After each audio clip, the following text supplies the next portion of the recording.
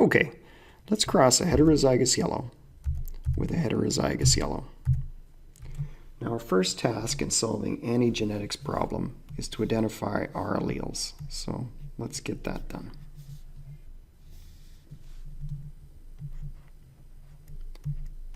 So if we take a look at these two here, the alleles, we've got a capital Y, that's the dominant allele, and that's dominant for the color yellow.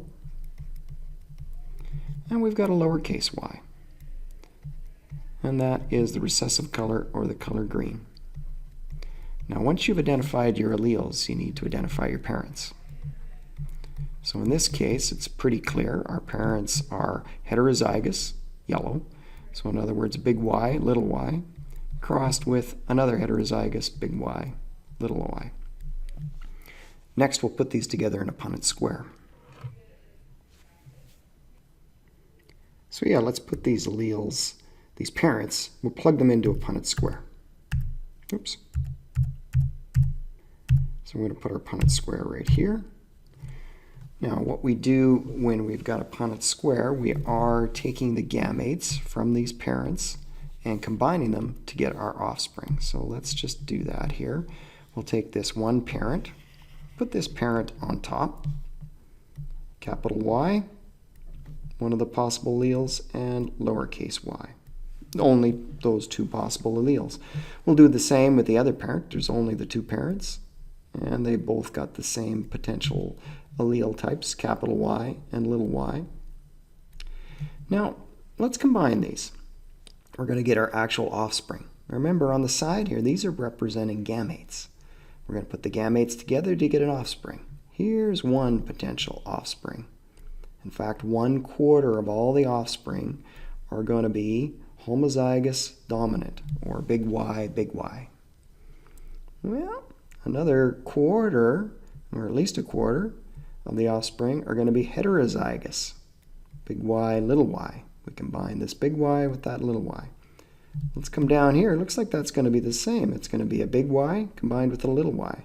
So in fact, 1/2 of the offspring are going to be heterozygous.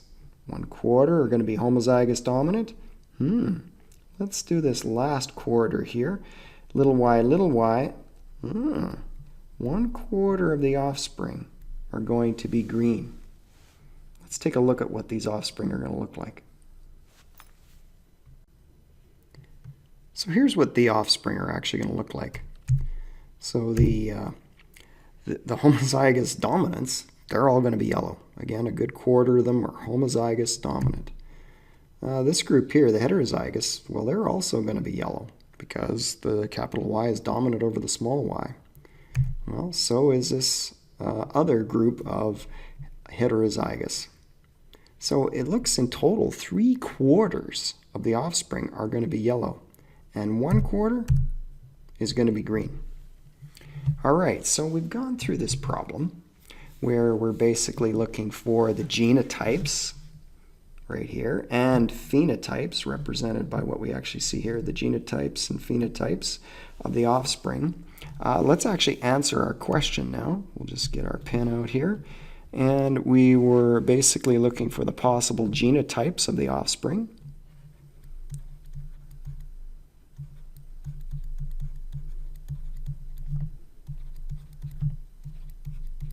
So those genotypes of the offspring, all of the possible genotypes, we can just list those.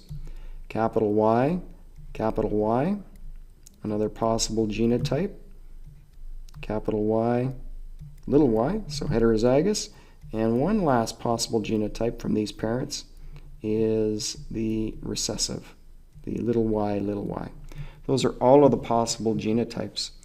You'll notice the ratio for these. There's 1 of the homozygous dominant for every 2 heterozygous for every 1 recessive or homozygous recessive, the little y. So we've got our genotypes listed, the ratio of those genotypes.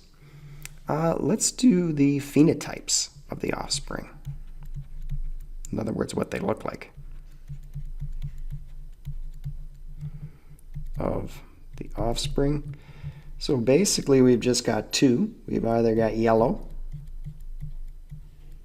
and in terms of yellow, that is 3 out of 4, or 75% are yellow.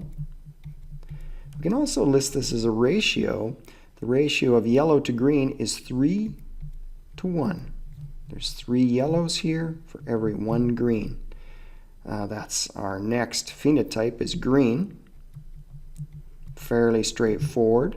We've got 1 out of 4, or 25% of the offspring are going to be green.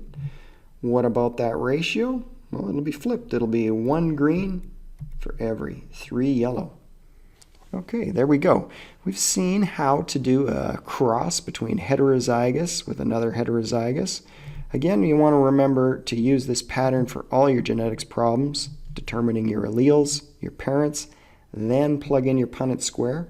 Once you've got your Punnett square, you're going to have all of your possible genotypes and phenotypes.